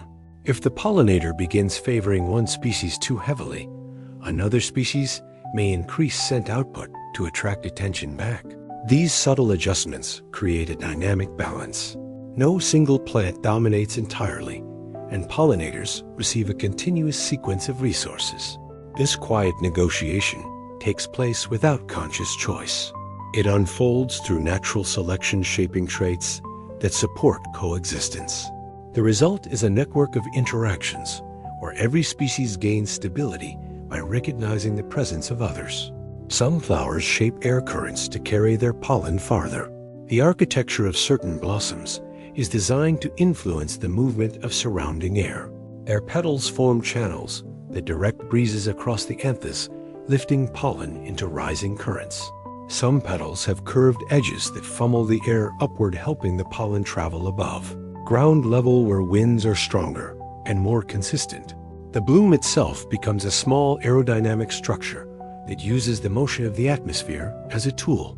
This strategy benefits plants that have fewer pollinators available or that live in open habitats where wind is a reliable partner. The guided airflow also helps avoid losing pollen to surfaces that would trap or damage it. By shaping the wind rather than relying on it passively, these species increase the distance over which their pollen can travel. Air becomes a carefully managed resource rather than a random force. Certain flowers produce wax coatings to survive extreme heat. In scorching environments where sunlight and high temperatures threaten delicate tissues, some flowers develop thick waxy coatings across their petals. These coatings reflect a portion of incoming sunlight and reduce water loss through evaporation. The wax forms a smooth barrier that prevents heat from penetrating too deeply into the flower. Some coatings even carry a faint reflective sheen that cools the bloom by bouncing light away during the hottest hours of the day. This barrier keeps pollen viable and protects nectar from drying out. The coating may soften slightly in lower temperatures, allowing the petals to open fully when conditions are safe.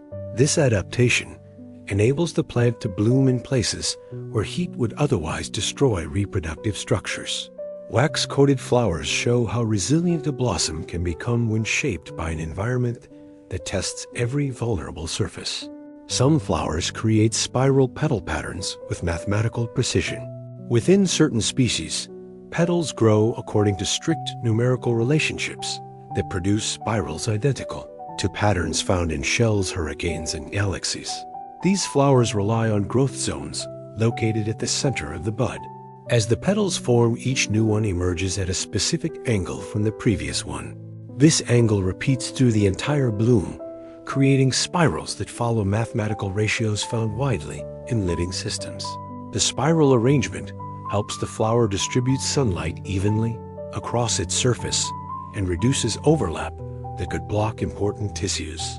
The pattern also influences how pollinators land and move across the bloom. As they follow the natural curves created by the petals, their bodies encounter the reproductive structures in predictable ways that increase pollen transfer. The spiral design is not simply decorative, it serves practical purposes connected to light airflow and movement. By shaping itself according to these timeless patterns, the flower becomes a living expression of order that nature repeats across many scales. There are flowers that use natural buoyancy to float upright. Some aquatic blossoms stay perfectly upright on the surface of still water because their tissues contain pockets of air that create natural buoyancy. These pockets form between layers of petal cells and within specialized structures at the base of the bloom. When the flower rises to the surface, the trapped air keeps it level and stable, even when gentle ripples move across the pond. The upright posture helps the blossom display its colors and scents more clearly to visiting insects. It also keeps pollen dry and accessible. The buoyancy allows the flower to expand fully without being weighed down by moisture. If wind pushes the blossom sideways, the flexible stems and floating tissues guide it back into position. Some species even adjust the distribution of air within their tissues as they age, maintaining balance throughout the blooming period. This ability transforms the water from a potential hazard into a supportive stage. Some flowers store heat from the previous day in environments where nights become cold quickly. Sudden blossoms gather warmth during daylight hours and hold it through the evening. Their petals contain dense tissues that absorb solar energy slowly. This stored warmth radiates gently throughout the night, keeping the inner chambers of the flower at a stable temperature. The heat protects pollen grains that would otherwise lose viability in sudden drops of temperature. It also offers comfort to insects that shelter inside the bloom. When morning arrives, the retained warmth encourages early activity in visiting pollinators that are drawn to the inviting microclimate. This adaptation helps the plant begin its daily cycle earlier than nearby species, gaining more time for successful pollination. Storing heat requires careful control of water content, tissue density, and cellular arrangement. The result is a quiet, thermal reservoir built entirely through growth and structure, allowing the bloom to thrive despite fluctuating temperatures. Certain flowers form camouflage patterns that hide them from grazers. Not all blossoms seek attention. Some must conceal themselves from grazing animals that might eat the flowers before they can mature. These species develop petal patterns that mimic the appearance of surrounding leaves, rocks, or soil. The colors blend into the environment so effectively that the bloom becomes difficult to spot from a distance. Some flowers even create markings that resemble shadows or light speckles found naturally on the forest. For when a grazer passes, the flower remains unnoticed while quietly carrying out its reproductive tasks. The camouflage also protects the plant from insects that feed on petals rather than nectar. By blending into their surroundings, these blossoms reduce unwanted interactions and conserve the energy needed to repair damage. The patterns develop as the petals grow, guided by pigments arranged in subtle gradients and textures. The bloom becomes a master of invisibility, surviving by remaining unseen. Some flowers bloom in sequence to guide pollinators through a habitat. In certain landscapes, multiple blossoms of the same species open in a carefully timed order. Plants at one end of the habitat bloom first, followed by those farther along a natural path, such as a stream ridge or meadow edge. Pollinators follow the unfolding wave of blossoms as they move through the area in search of fresh nectar. This blooming sequence directs the insects from one plant to the next, ensuring that pollen travels across long distances. The strategy increases genetic diversity and reduces competition among individual flowers, since each one receives attention in its own window of opportunity. Internal timing mechanisms within the plant respond to small differences in temperature, soil moisture, or sunlight exposure. As a result, each individual knows when to open in harmony with the landscape. The flowering wave becomes a coordinated journey that supports both plant and pollinator. A few flowers grow petals that function like nets. Some species develop petals with interlaced fibers to create delicate net-like structures. These fibers stretch across gaps or openings within the bloom, forming surfaces that are strong enough for insects to grip, yet flexible enough to move with the visitor's weight. The netting helps guide the pollinator toward the nectar chamber by creating surfaces that direct its movement. Small creatures cannot slip through the openings, and larger ones must step carefully across them. As they do, they rub against pollen-covered structures arranged below the net. The plant uses this design to position the insect precisely where contact is most effective. The net also helps protect the flower from rain by breaking droplets into smaller amounts that slide away. Instead of collecting in the blue, the result is a functional lattice built from living tissue that supports movement, protects delicate areas, and enhances pollination accuracy. Some flowers change their nectar volume according to visitor frequency. Certain blossoms monitor how often pollinators arrive and adjust their nectar production accordingly.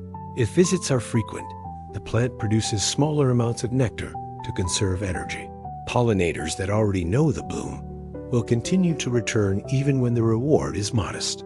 If visits decline, the flower increases the volume or richness of the nectar to attract new attention. This dynamic adjustment requires sensory mechanisms that detect physical contact or subtle changes in pollen removal. The plant uses this information to determine how much nectar to produce in the following hours. The result is an efficient system that balances resource use with reproductive needs. The flower never wastes nectar during periods of heavy visitation and never leaves itself unnoticed when activity slows. This adaptive strategy reveals how closely flowers monitor their surroundings and how rapidly they can respond through internal chemical pathways. Certain flowers build hollow petals that act like resonating chambers. Some blossoms create petals with interior cavities that trap and amplify sound. When small insects hover nearby, the vibrations from their wing beats enter these hollow spaces and produce slight echoes. The heightened sound helps pollinators locate the bloom in dense vegetation where visibility is low. The resonance also alerts the flower to the presence of a visitor, allowing it to prepare pollen or adjust nectar concentration. These cavities must maintain a specific shape and thickness to produce the right acoustic effect. They fall naturally as the petals close around small pockets of air during development. The echo produced inside the hollow petal is subtle to human ears, but clear to many insects that rely on sound for navigation. By enhancing acoustic signals, the flower communicates within a sensory world often overlooked. Some flowers emit scents that travel vast distances on wind currents. There are species that create fragrance molecules so light and volatile that they drift for great distances across open landscapes. These scents rise with warm air currents during the day or travel along cooler ground layers at night. Pollinators detect the aroma from far away and follow the scent trail until they reach the bloom. Producing such long-range signals requires the plant to invest in compounds that evaporate easily yet remain stable over time. The fragrance often changes subtly as it moves through the air, creating a gradient that helps insects determine direction by sending sand across distances. These flowers compensate for living in sparse environments or pollinate as a few. The bloom becomes a beacon carried by the wind. There are flowers that develop only after many years of dormancy. Some species wait through long stretches of time before producing their first blossom. During these years of dormancy, the plant stores energy in underground structures and builds nutrients slowly through modest growth.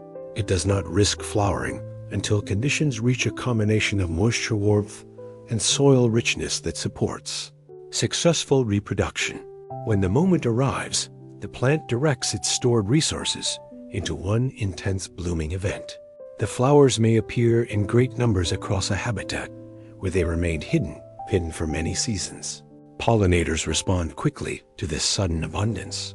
After the bloom fades, the plants return to their quiet underground existence for many more years. This strategy reduces the risk of flowering in unfavorable conditions and ensures that each bloom has the best possible chance of attracting attention. Some flowers build deep underground tubers that feed their blooms. There are flowering plants that create large underground tubers, acting as long-term reservoirs of water minerals and stored energy. These tubers remain hidden beneath the soil, while the surface environment shifts through seasons of drought heat and unpredictable weather. When the time to bloom arrives, the plant draws from this underground storehouse to produce blossoms that seem almost impossible for such harsh conditions. The tuba supplies steady moisture even when rainfall is scarce. It also provides starches that fuel rapid growth of stems and petals. Because the tuba remains insulated underground, it endures extremes that the rest of the plant cannot. Some species use these reservoirs to produce spectacular blooms after long periods of complete dormancy. The flower that appears above ground is often the smallest part of the organism, supported entirely by the strength of its hidden root structure. This approach gives the plant freedom to survive in regions that swing between abundance and scarcity. The bloom becomes a brief display, powered by years of stored sunlight and careful patience. Beneath the earth, certain flowers release mist like aromas that hover close to the ground. A number of blossoms create fragrances that behave differently from typical floral scents. Instead of rising into the air, these aromatic molecules cling to cooler pockets of atmosphere close to the soil. The scent spreads like a thin mist that drifts along ground level rather than lifting upward. This effect forms because the molecules are heavier and condense more readily in cooler layers of air. Many ground-dwelling insects travel within these layers, following scent trails that drift across leaf litter and low vegetation. The plant designs its fragrance to remain exactly where its preferred pollinators live and move. The mist-like aroma can collect in small hollows where air remains still, forming scent pools that guide visitors toward the bloom. Because the fragrance does not rise quickly, the plant uses far less energy to maintain it.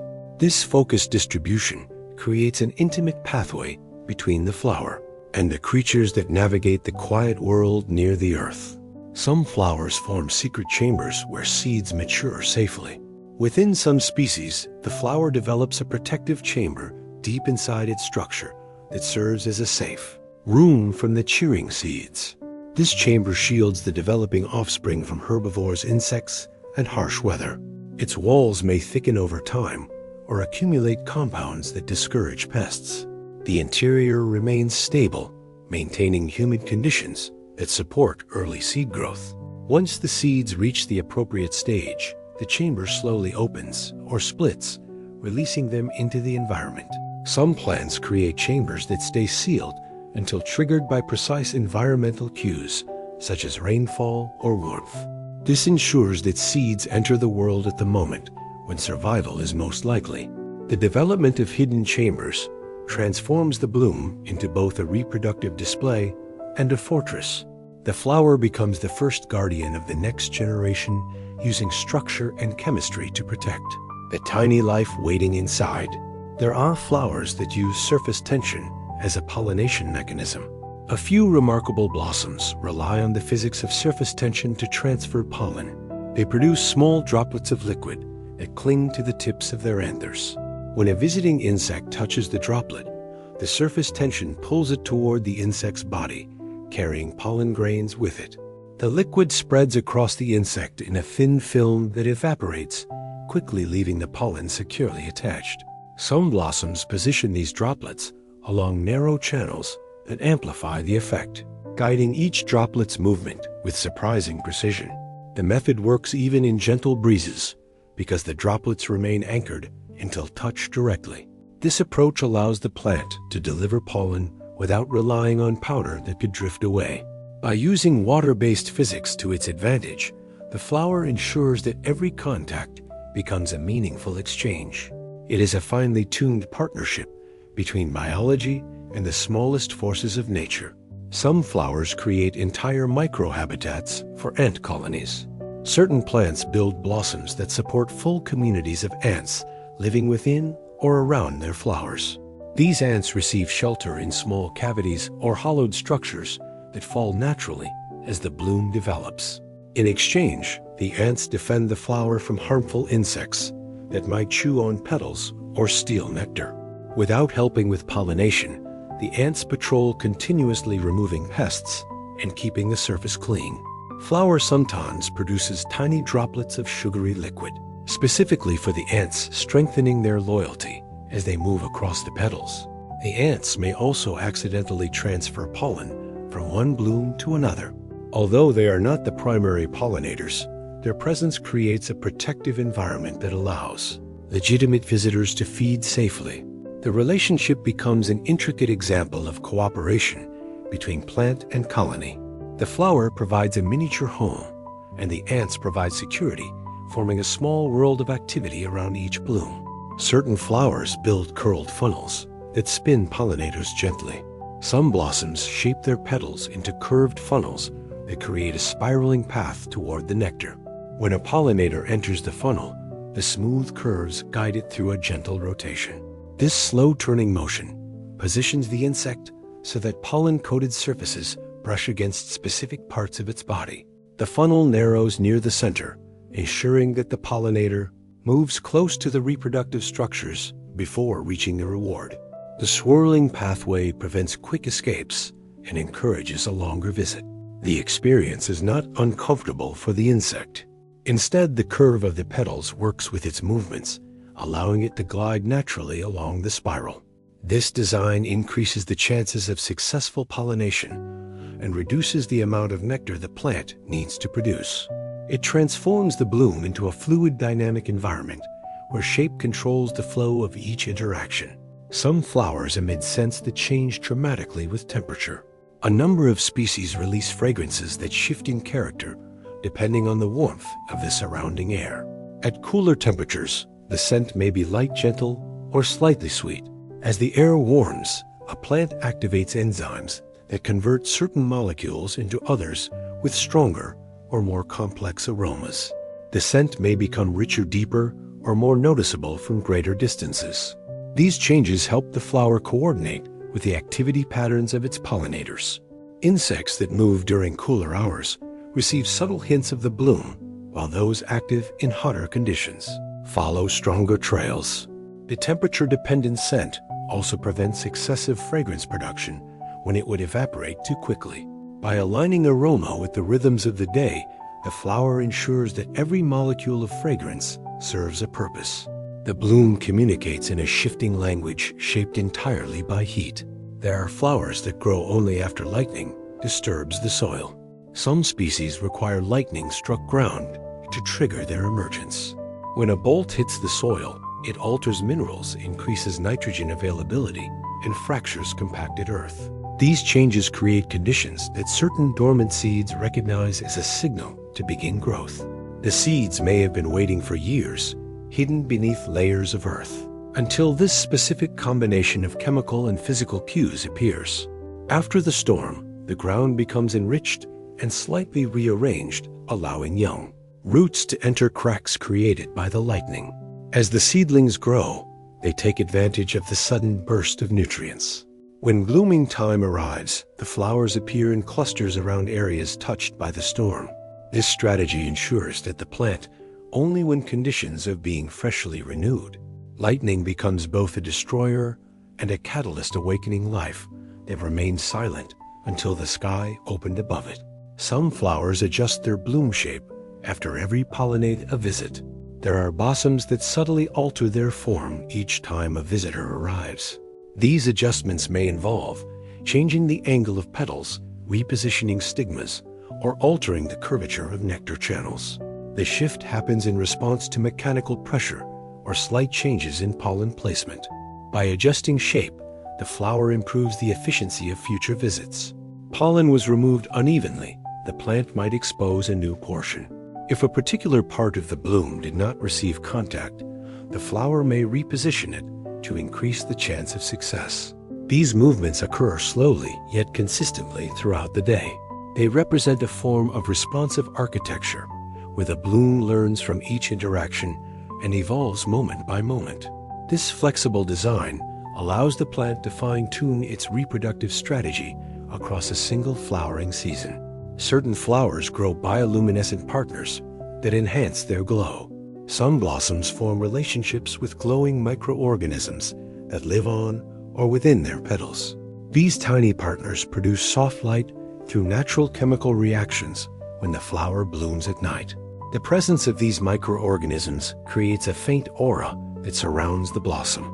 The glow may help nocturnal pollinators locate the bloom in dense forests or open meadows where moonlight is scarce. The plant benefits by attracting specialized visitors, while the microorganisms gain a stable surface rich in nutrients. The partnership often forms when the plant releases small traces of sugar or oils that support the microbes. Over time, the glow becomes a consistent feature of the bloom's nighttime presence. This shared luminosity transforms the flower into a quiet lantern. The light is gentle and steady, revealing a hidden collaboration between two forms of life working together for survival. Some flowers use precise petal geometry to strengthen their structure. A number of flowering species rely on complex geometric patterns to reinforce their petals against stress. Instead of growing flat surfaces, these blossoms develop subtle ridges, folds, or layered contours. They distribute pressure across the entire petal. When wind shakes the bloom or raindrops strike with surprising force, the geometric framework absorbs the impact and prevents tearing. The shapes form naturally as cells divide and expand in controlled directions. Some petals contain overlapping layers that resemble tiny architectural beams, giving the flower unexpected strength while maintaining a delicate appearance. These geometric patterns also influence how sunlight moves across the petal, creating brightness that attracts pollinators more efficiently. Because the shapes help maintain structural stability, the flower can remain open longer, offering more opportunities for successful pollination. The bloom becomes an elegant combination of art and engineering, showing how natural forms develop the same principles that humans use in strong yet graceful design. There are flowers that communicate with pollinators through heat pulses. Certain blossoms produce brief waves of warmth that pulse through their petals when a compatible pollinator approaches. Flower sensors changes in vibration or airflow and responds by activating metabolic processes that generate a quick rise in temperature. This warmth radiates outward in gentle waves that an insect can detect through touch or specialized sensory organs. The pulse signals that nectar is available over pollen is ready for collection. Pollinators often linger longer on blooms that offer these warm bursts, which increases the accuracy of pollen transfer. By using heat rather than scent or color, the flower communicates effectively, even in cool environments or dense vegetation where other signals may be unreliable. The pulses fade within moments, conserving energy while creating a focused invitation. This thermal language provides a quiet and efficient method of coordination between plant and insect. Some flowers produce nectar that acts as natural medicine for insects. In certain ecosystems, brosons create nectar that contains compounds capable of supporting the health of visiting insects. These compounds may help reduce internal parasites, strengthen immune responses, or improve resilience to pathogens. When pollinators drink this nectar, the beneficial molecules travel through their systems and provide subtle therapeutic effects. Some plants adjust the strength of these compounds depending on seasonal conditions or the presence of particular threats in their environment. The insects that visit these flowers become healthier and more capable of fulfilling their pollination roles. Over time, these blooms become important sanctuaries for species that face constant biological challenges. The plant benefits as well. Healthier pollinators visit more often, carry more pollen, and travel greater distances. The nectar becomes more than a reward. It becomes a medicinal resource shaped through long co-evolution between plant and insect. Certain flowers create protective curtains of scent around their buds. Some plants release dense clouds of defensive aroma, but encircle their closed buds before blooming begins. These scent curtains act as barriers that mask the presence of developing petals. Herbivores searching for food avoid the area because the aroma signals unpalatable or potentially harmful chemicals. The sand curtain also discourages insects that would pierce the buds and drain their nutrients for the flower has a chance to open. As the bug matures and the petals prepare to unfold, the scent curtain changes, subtly thinning into more inviting fragrances that attract pollinators. Instead, the flower shifts from protection to communication with remarkable timing. This controlled transformation ensures that the delicate tissues inside the bud reach maturity undisturbed, while still allowing the blossom to reveal itself at the perfect moment. Some flowers bloom in shifting waves across entire landscapes. There are species that coordinate their blooming across large areas through subtle environmental cues. As temperature, moisture, and sunlight move across a region, the plants respond. In synchronized waves, blossoms appear first in one part of the landscape and then in another, creating rolling patterns of color that sweep across fields, hillsides, or forest. Understories. Pollinators follow these waves as they travel, ensuring that pollen moves across long distances. The shifting bloom also prevents overcompetition among individual plants, since not all flowers open at the exact same time. Each wave provides a fresh supply of nectar for visiting insects, while allowing earlier blooms to complete their reproductive cycle. These waves create a living rhythm in the environment, a quiet dance between plant communities and the changing world around them. There are flowers that develop crystal-like pollen grains. Some species produce pollen grains that form sharp geometric shapes resembling tiny crystals. These grains contain complex pattern of ridges, facets, and spines that help them adhere to pollinators. Under magnification, the grains reflect light like miniature minerals. Each crystal-like structure ensures that the pollen clings firmly to feathers, hairs during transport. The designs vary between species and may influence which pollinators interact with the bloom. In some cases, the crystalline shapes interlock with textured surfaces inside the flower, guiding the grains into exact positions where fertilization occurs. Though invisible to the naked eye, these microscopic structures contribute significantly to the reproductive success of the plant. The flower uses geometry on an incredibly small scale to influence movement and ensure precision. Some flowers form gentle alliances with mosses and lichens in moist or shaded habitats. Certain blossoms grow alongside mosses and lichens in cooperative arrangements. The mosses trap moisture and create a humid microclimate around the base of the flower, helping the plant maintain hydration during warm periods. Lichens contribute by stabilizing soil or breaking down minerals that enrich the surrounding environment. The flower, in turn, provides subtle benefits, such as shading sensitive moss tissues or supplying small amounts of organic material that fall from aging petals. These alliances form naturally and require no deliberate coordination. They arise from simple compatibility, twin species that occupy the same small spaces. Over time, the group becomes a tiny community in which each organism supports the others. The flower thrives in conditions that would otherwise be too dry or unstable, and the moss and lichen enjoy a sheltered, nutrient-enriched habitat. Certain flowers grow tiny reflective scales that sparkle like starlight. Some blossoms possess minute reflective structures along their petal surfaces that catch sunlight in brilliant flashes. These scales are arranged in patterns that scatter light in multiple directions. As the bloom shifts in the breeze, its scales produce tiny points of brightness that sparkle to nearby insects. To pollinators, these flashes act as clear signals of a fresh and healthy flower. The scales help the bloom stand out among dense vegetation, adding visitors directly toward the nectar source. Though each scale is incredibly small together, they create a shimmering display that moves across the petal like scattered stars. The reflective structures also help protect delicate tissues by diffusing harsh light. The sparkle is both a beacon and a shield, created through finely arranged layers of natural material. Sunflowers build petal cavities that trap sunlight for warmth. Certain species create hollow or concave areas within their petals that gather sunlight during the day. These cavities act as natural warmers that hold heat within the bloom.